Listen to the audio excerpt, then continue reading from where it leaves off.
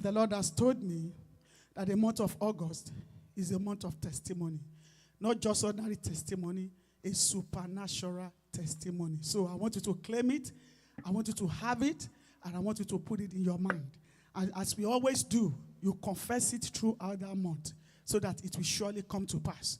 When the Lord wants to create the heavens and the earth, He spoke. He said, let there be light, and there was light. Hallelujah. Praise the Lord. Let us pray. Eternal Rock of Ages, King of Glory, we worship and we honor you. We thank you because you are God. From beginning to the end, there is none like you. We honor you for who you are. We thank you for ushering us into this month ending. Today is the last Sunday in the month of July. It is not by our power, it is not by our spirit, but by your power and your spirit, oh God. So as we go into your word this morning, Holy Spirit, you will speak to me in the name of Jesus Christ. And as the word of the Lord is coming out, it's going to come out powerfully in the mighty name of Jesus Christ. And it's going to do exactly what you are sending it to do in the mighty name of Jesus Christ. Thank you, Holy Spirit. We worship and we honor you. In Jesus' mighty name we have prayed. Amen. Greeting people that are online, on Zoom. God bless you in the mighty name of Jesus Christ. I know for people that are on Zoom, we can hear your voices, but the one on YouTube, you're going to be, making your emoji, you're going to be passing your comments and everything, just to make sure that you are connected and that you are not distracted. God bless you as you do so in the mighty name of Jesus Christ. Amen. Let us open our Bible to the book of Mark chapter 5. Book of Mark chapter 5. And I want everybody to open their Bibles so that we can all read together. I want us to be connected in the presence of the Lord. Hallelujah. It is a very powerful moment that we don't want to miss. Mark 5, verse 19. If you are there, shout hallelujah. Hallelujah. Okay, I don't know, you may be reading the New King James Version, NLT, whatever version you are reading. Let's just raise our voices up and do what? And read it out together. Amen. Verse 19, let's go. But Jesus said, no, go home to your family and tell them everything the Lord has done for you and how merciful He has been. Hallelujah. Amen. This word was said to the man that was possessed by legions of demons. He was sitting beautifully clothed and perfectly sane, and they were all afraid because Jesus Christ touched him. And what did Jesus told him? He said, you know what? Go home. Tell other people what I have done. So that his name will be what? Will be glorified. Not holding it to yourself. Not covering it to yourself. And that brings us to the title of our sermon today, the power of personal testimony. Hallelujah. Power of what? Personal testimony. Your testimony is a witness of God's power and a weapon for His kingdom. And that is why you have to share your testimony every time. You don't have to be afraid that even when I share this testimony, maybe what God has done will not be undone. Whatever God has done in your life and in my own life shall be permanent in the mighty name of Jesus Christ. I want to let you know this morning that every believer carries a testimony. As we are all sitting down here, we carry what? Testimony. Because we ourselves, we are what? Testimony. God created us in His own image. He made us to be wonderfully and beautifully made. So you are a testimony on your own. Like you are sitting there. So a testimony is just a story about what happened to us. It is a declaration of what God has done through us. Hallelujah. Can somebody hear that? It is a what? The declaration of what God has done to us or through us. Amen. So now our testimony will now become a witness to other people. I was reading the book of John, chapter 1, chapter 2. Let's say chapter 1. Where the Bible made us in the beginning was the word and everything. And they got to down part and they were asking John, who did you say this person is? He kept on saying it, that Jesus is the Son of God. And everywhere he sees him, he will say, hey, see the Lamb of God. Through his testimonies, the followers of John, Andrew, Peter, and some other ones that are following John before, they decided to follow Jesus Christ because of the testimony of John the Baptist. People thought John the Baptist was the Messiah, but John the Baptist was telling them that, no, I am not. The one that is coming, you know what? I cannot even remove the lashes of his shoe. He is greater than me. But because he kept on saying it, and the people, all those men of God who came to him again, what are you saying? Are you not? He kept on telling them, giving the testimony that he is the Son of God. And the moment he came, he showed him to everybody. He was consistent. He was still saying the same thing. He did not change from the same thing that he said. And he said, I should decrease for him to do what? To increase. He showed Jesus to the world. He prophesied about him. When he saw him, he showed him to the world. So, when we are talking about testimony, it's not just a story.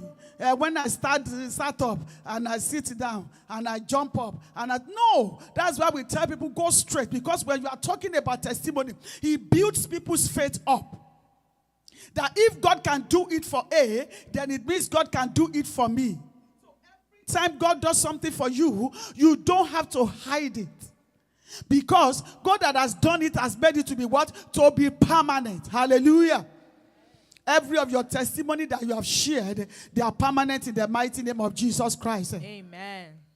Your testimony becomes a witness of God's faithfulness, a source of encouragement to others, and a tool that reveals the power of Jesus Christ. Look at that man at the beautiful gate. Peter and the friend. They said, silver or gold we have nothing, but what we have we give to you.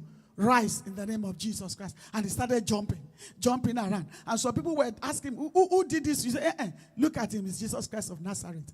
He showed himself to people. He didn't go to hide himself. And because he was afraid, so they would not pull him down, or wishes will not bewitch him, or maybe they will not let the testimony to last long. Hallelujah. The enemy wants people to hide what God has done, so that the name of the Lord will not be glorified. And the Lord told me specifically that to preach this sermon this morning, that many people among us, online, anywhere they are hearing my voices, they tend to do what? To cover their testimonies because of fear. And some people don't know it's a form of doubt. Some will tell you, don't let me share it. That healing that has happened, I don't even know, maybe the disease is coming back again. If I share it now, when the disease come back, they will say, but you just shared it. No. The devil decided to put fear in the minds of people not to be able to do what? To share their testimony. Because what? The devil wants to blindfold some other people. The devil wants to, destroy some other people. The devil wants some people to have doubt in their mind that God cannot do what is the situation in their life. And there is nothing that God cannot do. The moment he said it, he has meant it, and he will surely make it to come to pass. Hallelujah. Praise the Lord.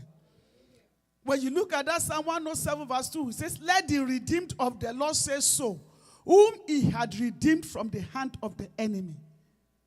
If you are not sharing your testimony, the enemy will not be put to shame. Because they think that you are not bold. And the Lord has given us that spirit of boldness. He has not given us the spirit of fear. You know that thing always hurt God? It's like you diminish him when you don't testify. It's like you do what? You diminish him. And one thing that God hates is for you to doubt him. To doubt his supremacy. To doubt his existence. To doubt his power. And some of us will use that to hinder what God's supposed to do next. Hallelujah. I think we are getting it. Because, let me tell you. I visited the elder and I said, I did something, and he said, I prayed for him. Maybe he's healed. And now he said, we now tell them that it's ordinary woman that prayed for me and I'm healed. No, I'm not going to say it. Let me just keep it. Maybe God still wants to take that healing to the next level. You know, there are times, there are some healings. It may be financial, it may be spiritual, it may be physical, that are in stages. Okay? God just did one. You refuse to praise him. Then he will refuse to do the other ones. When you are praising him, you are thanking him. His head will swell up. Don't you know he inhabits the praises of his people? So your testimony is a praise to him. Hallelujah. Your testimony is what? Praise unto him. Most of us, we have hindered ourselves from receiving from him through shutting down our mouth from saying thank you. It's a means of saying thank you to him. Where you say, praise the Lord. The Lord did this for me. Where there was no way, he opened a way. What did you do during that time? Yes, it came to a point that I couldn't pray again. But I decided to pray more. To be persistent in prayer. You are telling somebody. Okay? You don't know what that person is going through. Maybe that person is ready to throw in the towel. I say, I've been praying for years. God has not done this for me. Let me just shut up. I'm not going to pray. But when you see somebody say, I try to travel in prayer more than more, like Daniel did in the Bible. And lo and behold, at the last minute, God just showed up. Hallelujah. Do you know what you have done in that place? You have encouraged somebody. You have empowered somebody. And you have increased the faith of somebody. Hallelujah. The Lord will continue to strengthen us to be able to praise him more and more in the mighty name of Jesus Christ. In that Mark 5:9 that we read, Jesus delivered the man who was possessed by demons. And he told him to go and tell. Notice that Jesus did not send him first to preach a sermon. We miss it in that area. So we say, okay, and my life is a sermon to people. When people see me now carrying a child, when they knew I didn't carry a child before, I'm not pregnant, and I have my baby. Okay, they will now know that God has done it. No, they want to know the story, how it happened. They want to know how God did it. It's not that you are explaining to them, but you want to make sure any other person that is going through that same situation, that they too will be able to connect to God. And at the same time, you are using that moment to preach. Hi, church. Hello. Hello. Are you getting what I'm saying? Am I making sense? Yes. You are using that situation to do what? To preach. It's not every time you go to people, hey, accept Jesus Christ into your life. Some people will say, okay, there's another day. I don't know if it's another, but I know people say it. That you know the northern part of our country, Nigeria, they say, if somebody is sick, and you tell them, maybe the northern and one of the northern, and say, use this medicine. If we ask you, have you used it before? Did it work for you? If you say, yes, I used, then he will take it from you. But if you tell him, no, I haven't tried it. So, no, not go there. Thank you. I don't want. It's the same thing. People want to know what has really happened. And that was what the man that was healed did. He shared his experience. So what I want you to take from that one is that your past does not disqualify your testimony. Hallelujah. Whatever you are going through, the life you have lived, doesn't define that testimony. God can turn things around in a twinkle of an eye. Hallelujah.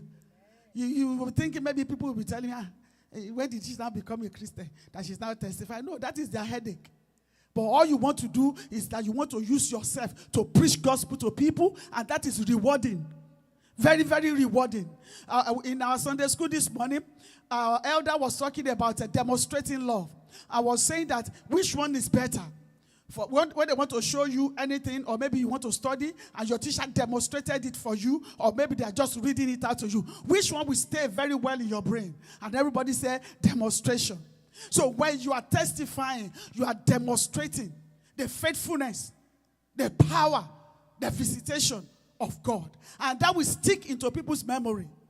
I've seen people that the moment you are testifying, they are connected to it. You say, hey, I connect with that testimony. Mine is coming. And they are prophesying upon their life right away from there. Hallelujah. The lesson is that what Jesus has delivered you from becomes evidence of his mercy. That's one of the benefits of you testifying. Then number 3, your testimony is proof that God's power is greater than your situation. We have some people that they believe God cannot do it again. They believe, I've prayed, I've done everything. I don't think God can salvage this situation. It is not them, it is the devil that don't want them to get out of that issue. But the moment somebody says something, that will ignite that fire in you. And you'll be thinking, no, he can do it. He can do it. He can do it. And from there, the fire will propel you forward to be able to get your own testimony. I pray for you in the name of Jesus. As the Lord has told us that the month of August is our month of testimony, receive yours in the mighty name of Jesus Christ. Amen. And I want you to repeat after me. My testimony will reveal the greatness and the mercy and compassion of God in my life.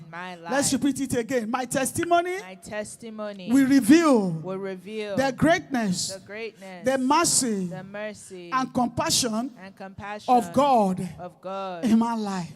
Let us rise up on our feet. I want you to thank God for what God has done. I want you to thank him. And I want you to repent of any testimony that you have not even said. You have like a whole lot, 10, that you can count from the beginning of this year. You have not even shared anything with anybody. You have not even encouraged anybody with anything. You want to say, Father, forgive me for not sharing my testimony. Father, Lord, thank you for everything you have done for me. Do not allow me to hinder every beautiful thing you want to do in my life again. Because not sharing your testimony can hinder other things that God wants to do. I want you to try to shout unto the Lord and pray. In the name of Jesus Christ. In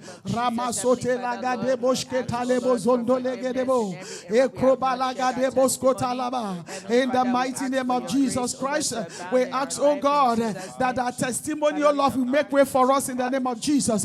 Forgive us for any testimony we have not shared unto the glory of the Lord. Oh Lord, do not allow unshared testimony to hinder our blessings in the mighty name of Jesus Christ.